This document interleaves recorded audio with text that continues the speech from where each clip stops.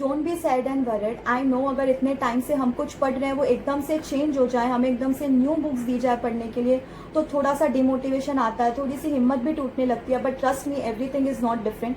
Concepts आपके same रहेंगे, सिर्फ कुछ चैप्टर्स ऐड हुए होंगे, लेस हुए रहेंगे, या फिर कोई सब्जेक्ट सपोज पहले वो ग्रुप 1 में था तो उन्होंने उसको ग्रुप 2 में डाल दिया, या ग्रुप 2 का ग्रुप 1 में डाल दिया, दैट्स इट। कुछ कंसेप्ट ऐड लेस हुए हैं, या फिर कोई OMR वाला पेपर था तो उसको उन्होंने अभी डिस्क्रिप्टिव कर दिया है। बट जो बेसिक कंसेप्ट्स हैं, जो चैप्टर्स हैं, वो आपके सेम ही रहेंगे, वो चेंज नहीं हुए हैं। सो नंबर 1, खुद को मेंटली अफेक्ट करना अभी से बंद कर दो। एज यू ऑल नो बेटा, every problem has a solution, so our job is to focus on the solution and to give our best rather than focusing on the problem. Complications उन बच्चों को आएंगी जिनका अभी जून 24 में अगर एक ग्रुप, कोई भी एक ग्रुप 1 और ग्रुप 2, कोई एक ग्रुप अगर क्लियर हो जाता है CS एग्जीक्यूटिव ओल्ड सिलेबस का, तो what next. So in case अगर आपका ग्रुप 1 क्लियर हो जाता है इन दिस अटेम्प्ट, तो अब आपका बचेगा ग्रुप 2, जो आपको न्यू सिलेबस में दिसंबर 2024 में देना होगा, which consist of 3 subjects, that is CMSL, ECIPL and tax. उसमें जो आपका लास्ट पेपर है टैक्स, वो एग्जेम्प्ट हो जाएगा क्योंकि वो आपके ग्रुप 1 ओल्ड सिलेबस में आपने ऑलरेडी क्लियर कर लिया है।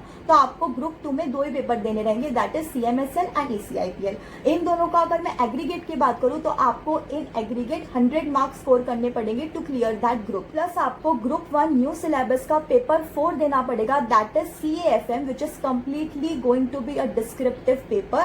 वो पेपर आपको क्लियर करना पड़ेगा एंड इस CAFM में आपको 50 मार्क्स कंपल्सरीली स्कोर करने पड़ेंगे to clear this group. So it will not be considered as a paper, it will be considered as an entire group. अगर आपका अभी जून 24 में ग्रुप 1 क्लियर हो जाता है तो आपको ग्रुप 2 न्यू सिलेबस में देना है, दैट इज इन दिसंबर 2024। उसमें आपको ग्रुप 2 के खाली 2 पेपर देने रहेंगे, that is CMSL ECIPL, which is aggregate में आपको 100 मार्क्स स्कोर करना है।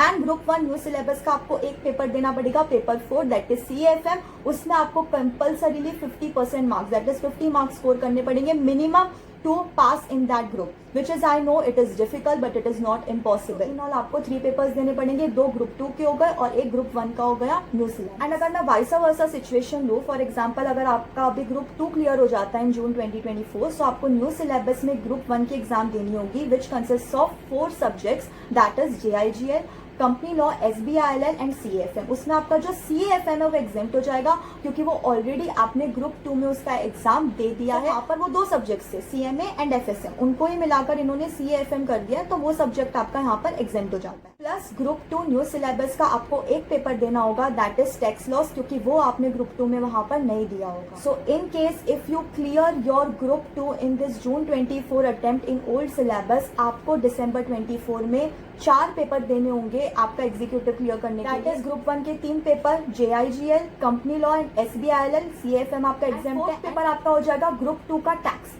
अगेन टैक्स में वही कंडीशन है कि आपको 50 मार्क्स स्कोर करने पड़ेंगे to clear in that group, to clear in that exam. बाकी वो 3 पेपर्स का आपको पता है, इंडिविजुअली 40 एंड एग्रीगेट इज 150। आपको 150 स्कोर करना है एग्रीगेट में, और टैक्स में आपको मिनिमम 50 मार्क्स स्कोर करने पड़ेंगे, बिकॉज वो एक पेपर नहीं बल्कि बेटा एक ग्रुप माना जाएगा। इसमें आपके 4 पेपर हो गए, 3 पेपर आपके ग्रुप 1 के हो गए और 1 पेपर आपका ग्रुप 2 का हो गया। इसके अलावा you all have any doubts और confusion, please do let me know in the comment section below. Please बेटा टेंशन मत लो, take a rest, be mentally prepared and start your preparations, because आपका मेंटली चीज़ों को एक्सेप्ट करना बहुत important है। बिकॉज आई नो जो ओल्ड सिलेबस वाले स्टूडेंट्स हैं उनके लिए न्यू सिलेबस को एकदम से एक्सेप्ट करना थोड़ा डिफिकल्ट होगा, बट आई नो तुम कर लोगे, इसलिए अभी से अपनी प्रिपरेशंस थोड़ी थोड़ी करके स्टार्ट कर देना। बाकी if you all need any kind of guidance, help, motivation, we are always there for you in your CS journey as well as in your life journey.